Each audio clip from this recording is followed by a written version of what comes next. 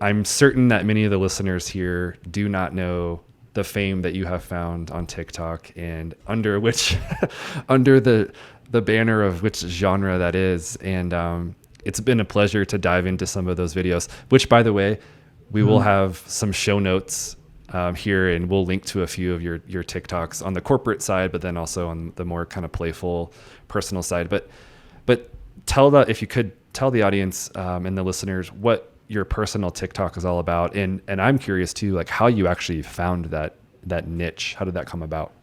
Yeah, so I have my own personal TikTok account. It's John GNZZ, and what it is fragrance related content and reviews. Some of it is educational. So, what some of the terms mean in fragrance, best practices for fragrance shopping. Like, I was a big lover of fragrances. Like, I had a favorite one growing up, and I always wore it. I didn't really have a big collection, but like, I appreciated a nice cologne. You know, dive into cologne content creation in the times of the pandemic. I thought, well, you know what?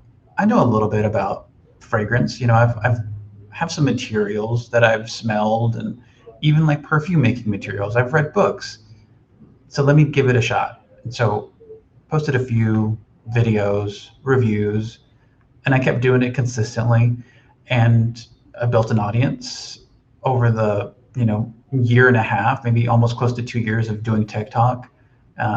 Funny enough, though, it was one of my like younger cousins. She was like 7 or 8 at the time. She said you should do TikTok, um, No way. and yeah, and so yeah, she didn't think I would ever like blow up on TikTok and like have brand deals, but it's a funny conversation to look back at now because she thinks that I should owe my fame to her. And I thank people for encouraging me to get on the platform because it is a platform where we need to think about like the content creator economy and how that might affect like Yeah. the the everyday business of the industries that we're in. And you have 300,000 followers, something like that right now. Yeah, Is that right? 300,000 followers on TikTok. Wow. Wow. And this is fragrance reviews. Yeah, just Yeah. fragrance reviews. Um, Posting about that pretty consistently. I don't really get it too much into topics outside of it. I like to be niche specific just because it tends to be the easier path to growth if you niche down on certain topics. So if the listeners need a new cologne recommendation or a new perfume recommendation or a new vocabulary for fragrance, they definitely need to check out your page. And I'm not joking. It is a little bit funny because there's a lot of humor involved in your videos, but Yeah, it's dead serious. We're being completely serious here. So yeah. don't hesitate to visit your page, right?